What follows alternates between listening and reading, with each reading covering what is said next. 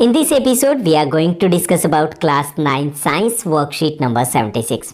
आज की इस वर्कशीट में हमारा टॉपिक रहेगा Why do we fall ill, यानी हम बीमार क्यों पड़ते हैं। इसी टॉपिक को हम कंटिन्यू रखने वाले हैं।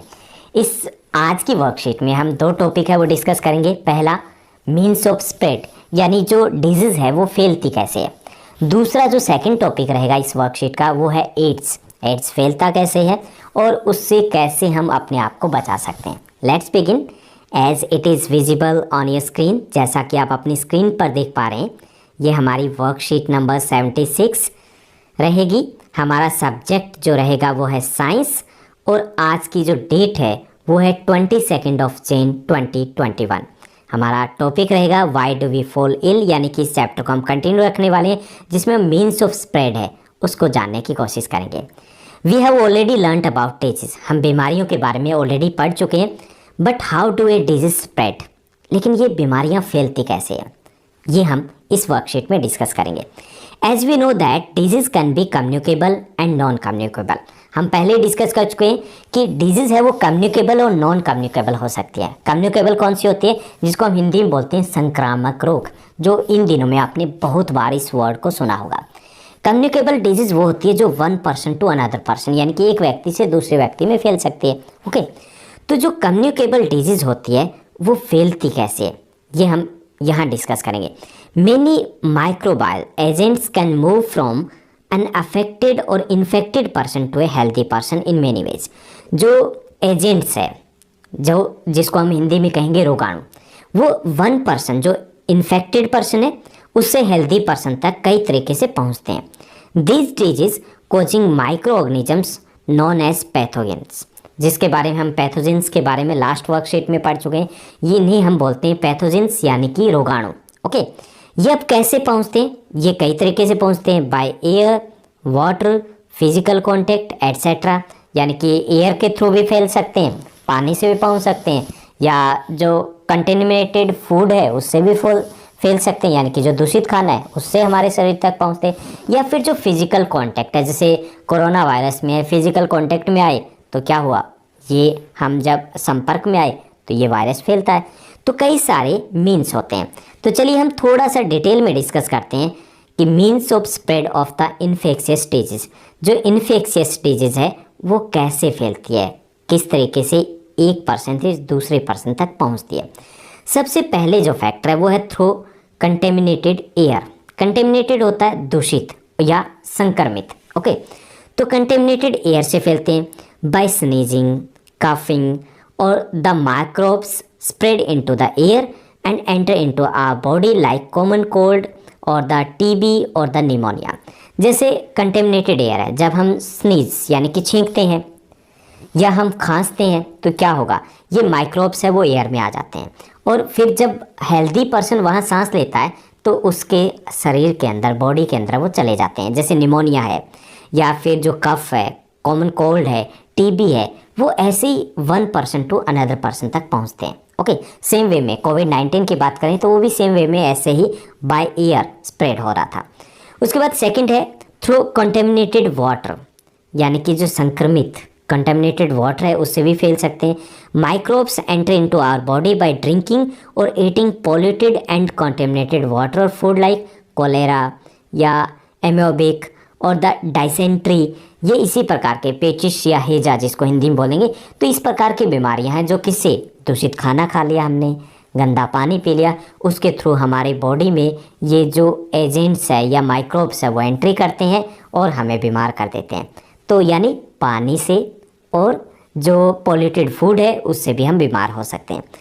थर्ड जो वे है वो है through contaminated medical equipment such as syringe, जो यूज सिरिंज है, थर्मामीटर या ग्लव्स है। अब ग्लव्स को यूज़ किया गया, किसी जो इन्फेक्टेड पर्सन को चेक किया गया, उसके बाद उन्हीं से जब किसी हेल्दी पर्सन को चेक किया गया, चेकअप किया गया उसका, तो क्या होगा, वो व्यक्ति बीमार हो सकता है। यूज सिरिंज को यूज़ किया गया तो उससे भी जो पहला पर्सन है वो इन्फेक्टेड है, बीमार है, तो दूसरा भी हो सकता है ना, जैसे एड्स से इसी तरीके से फैल सकता है। ऐसे ही जो जैसे थर्मामीटर है, अगर फीवर चेक किया गया तो जो दूसरा पर्सन है उसको भी कोल्ड हो सकता है, उसको भी फीवर हो सकता है, कोविड-19 की पॉसिबिलिटीज़ तो बहुत ज़्यादा होती है। तो ये भी है कि कंटेमिनेटेड जो मेडिकल इक्विपमेंट है उससे भी ये कम्युनिकेबल जो डिजीज़ है वो one person to another person spread हो सकती है। फोर्थ है वेक्टर्स, जिसको हमने कल जो पिछली वर्कशीट थी उसमें डिस्कस किया था। इन्हें हिंदी में बोलते हैं रोगवाहक। ओके, यानी कि ये जो रोगाणु है उसको कहाँ तक लेके जाते हैं, पैथोजेंस को one person to another person तक पहुँचाते हैं। जैसे some infected organism like dog, cats, monkeys and mosquitoes spread the disease to a healthy person when they bite them like rabies, malaria, dengue, yellow fever etcetera. ये ऐसे ही फैलते हैं, यानी कि ये हवा के थ्रू नहीं आते हैं, वाटर के थ्रू नहीं आते, बल्कि इनके कुछ एजेंट्स होते हैं, वेक्टर्स होते हैं, ये इन्फेक्टेड पर्सन से हेल्दी पर्सन तक पहुंचाते हैं। ओके, तो ये फोर्थ कॉज है। पांचवा जो कोज है, फिफ्थ जो कोज है जिसके द्वारा हम बीमार पड़ते हैं, यानी बीमारियां एक व्यक्ति से दूसरे व्यक्ति में फैलती है, वह through sexual contacts. Syphilis, AIDS spread by the sexual contact with the infected person. Infected person है, उससे अगर सेक्सुअल कॉन्टैक्ट में आए तो दूसरे पर्सन को भी प्रॉब्लम हो सकती है। एड्स ज़्यादातर इसी तरीके से फैल रहा है। हालांकि ज़रूरी नहीं कि ये सिर्फ इसी वे से फैले, तो ये एक वे है। ये जो एड्स है या सिफिलिस है ये दूसरे वे से भी फैल सकते हैं, जिसके बारे में हम डिस्कस करने वाले हैं। जो सिक्स्थ वे है, मीन्स ऑफ स्प्रेड है, वो है through physical contact. Some disease spread when we use the clothes, food etcetera used by the infected person. यानी कि इन्फेक्टेड पर्सन है, उसके कॉन्टैक्ट में आए, उसने टॉवल यूज़ करा है, हमने टॉवल यूज़ किया, हम भी बीमार हो सकते हैं। उसको अगर कोल्ड है हमें भी कोल्ड हो सकता है, उसको अगर एलर्जी है हमें भी एलर्जी हो सकती है, या फिर उसको दाद खाज खुजली है, ये तो कॉमन सी बात है, एक पर्सन को भी यूज़ किया दूसरे को भी हो सकती है। तो ये कुछ वे थे, यानी कैसे, by air, by water, by polluted food, by contaminated medical equipment, by sexual contact और बाय फिजिकल कॉन्टैक्ट। तो ये कुछ वे है जिससे कम्युनिकेबल डिजीज़ है वो फैलती है। अब हम बात करेंगे एड्स की। एड्स है वो कैसे फैलता है, क्या है, और कैसे उससे बचा जा सकता है, यानी कि प्रिवेंशन कैसे हो सकता है। तो सबसे पहले एड्स, AIDS, इसका जो फुल नेम रहेगा, फुल फॉर्म रहेगी acquired immuno deficiency syndrome. Acquired immuno deficiency syndrome. Cause कैसे फैलता है, ये retrovirus HIV, human deficiency immuno virus होता है, इसके कारण ये होता है। और मेथड्स ऑफ ट्रांसमिशन क्या रहेंगे, सेक्सुअल कॉन्टैक्ट, सेक्सुअल कॉन्टैक्ट आता है, ये सबसे बड़ा कारण है। उसके बाद है ब्लड ट्रांसफ्यूजन, यानी कि जो कंटेमिनेटेड ब्लड है, ऑलरेडी किसी पर्सन को एड्स था और वही ब्लड कभी दूसरे पर्सन को दे दिया गया तो उसको भी एड्स हो सकता है। यूज ऑफ इन्फेक्टेड नीडल और ब्लड, इन्फेक्टेड जो नीडल है या ब्लड है उसको अगर यूज़ कर लिया गया तो भी हो सकता है। And from mother to the foetus, यानी कि जो मदर है उससे उसके गर्भ में, पेट में जो बच्चा है उसको भी हो सकता है। प्रिवेंशन क्या है, कैसे बचा जा सकता है। फर्स्ट है avoiding transfusion of infected blood done by checking if the blood is HIV negative और नॉट।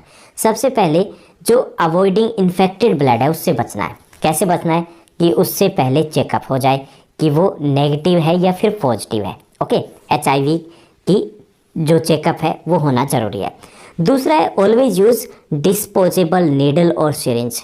जो नीडल और सिरिंज है वो डिस्पोजेबल होना चाहिए। आमतौर पे शहरों में तो ऐसा होता है, लेकिन गांव में अभी भी उतनी अवेयरनेस नहीं है। जो डॉक्टर्स हैं, जो लोकल डॉक्टर्स होते हैं, वो कई बार ऐसे यूज़ कर लेते हैं, उससे भी एड्स है वो स्प्रेड होता है। जो नेक्स्ट है avoid same razor used in the salon. Salons में सेम रेज़र या सेम ब्लेड जो यूज़ की जाती है उससे भी बचना चाहिए, उससे भी इसके चांसेस होते हैं। और लास्ट जो वे है कि जो सेफ सेक्सुअल कॉन्टैक्ट्स हैं उससे भी एड्स से काफ़ी हद तक बचा जा सकता है। Now let's move to the question answers. आज की इस वर्कशीट में 4 इजी क्वेश्चंस दिए गए हैं। फर्स्ट जो क्वेश्चन है, what are the modes of transmission of disease, यानी कि जो डिजीज़ है वो कैसे फैलती है, means of spread of disease.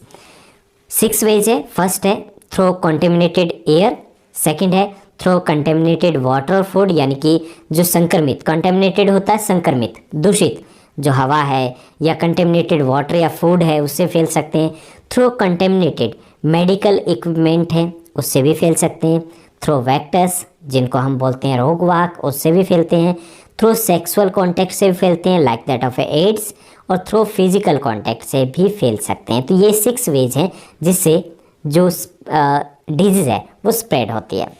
Second जो हमारा क्वेश्चन दिया गया है, सेकंड क्वेश्चन है give 2 examples each of disease that can spread through air, water and vector. हमें 2 एग्जाम्पल्स देने जो डिजीज़ एयर, वाटर या वेक्टर से फैल सकते हैं। एयर से फैलने वाली जो डिजीज़ है वो है pneumonia and cold.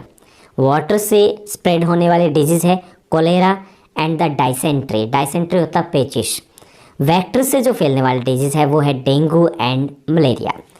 Third question है हमारा, थर्ड क्वेश्चन है that is very important for your examination. What is the full form of AIDS? AIDS की फुल फॉर्म क्या है हमें बताना है। Acquired amino deficiency syndrome. Acquired amino deficiency syndrome is the full form of AIDS. Fourth and the last question of this worksheet, जो इस worksheet का last question रहेगा, what are the methods of prevention from AIDS? AIDS से बचने के कुछ methods हमें बताने हैं। तो यहाँ पे फर्स्ट जो वे है, avoid infected blood. Infected blood है उसको अवॉइड करना है। Second, always use disposable needle और सिरिंज को यूज़ किया जाए। थर्ड है new blade to be used for shaving. Shaving के लिए नई ब्लेड है उसका यूज़ किया जाए। तो इस वे से जो एड्स है उससे काफ़ी हद तक बचा जा सकता है। That's all in this worksheet. आज की हमारी वर्कशीट काफ़ी इजी थी। आई होप आपको अच्छे से समझ में आई होगी। अगर आप ये वीडियो अच्छे समझ में आई तो इस वीडियो को लाइक और शेयर करना मत भूलिएगा।